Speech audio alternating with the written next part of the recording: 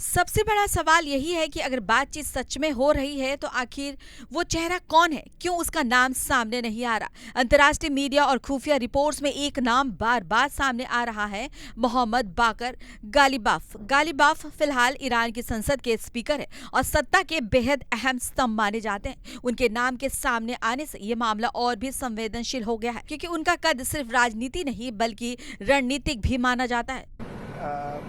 We have had very, very strong talks. We'll see where they lead. We have major points of agreement. I would say almost all points of agreement.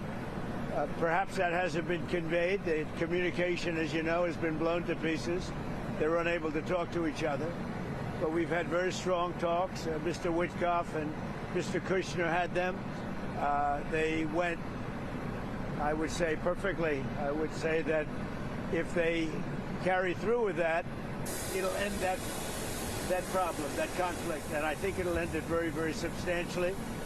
We have very much in mind our partners in the Middle East. We've had great relationships with a lot of them, as you know. A lot of them were surprisingly hit, and I was surprised to see it, and so was everyone else. But we have they're very much in mind in the discussions.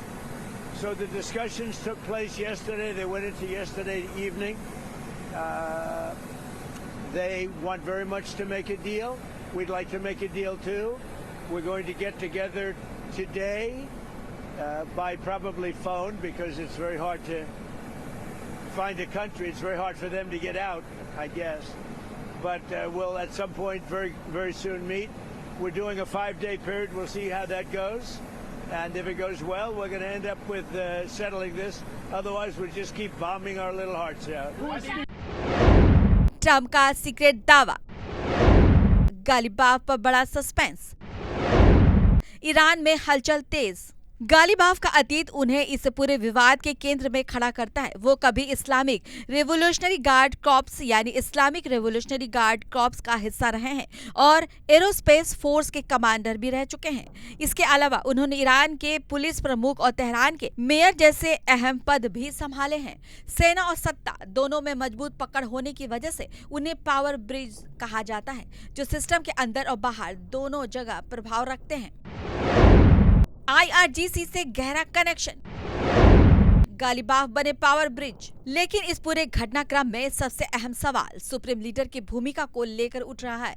Ali खamenei की मंजूरी के बिना Iran में कोई भी बड़ा फैसला संभव नहीं माना जाता। उनके करीबी साफ तौर पर कह रहे हैं कि बिना अनुमति किसी भी तरह की बातचीत या डील असंभव है। ऐसे में यह अटकलें लगाई जा रही हैं कि अगर कोई बातचीत हो भी रही है तो वो पूरी तरह से गुप्त चैनल के जरिए और उच्च स्तर की सहमति से हो रही है।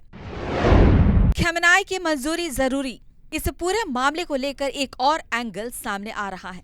क्या ये सिर्फ ट्रंप का मनोवैज्ञानिक दबाव बनाने का तरीका है? विशेषज्ञ मानते हैं कि अंतर्राष्ट्रीय राजनीति में इस तरह के बयान अक्सर रणनीति का हिस्सा होते हैं। ईरान पर दबाव बढ़ाने और अंदरूनी मतभेदों को उभारने के लिए इस तरह के दावे किए जा सकते हैं।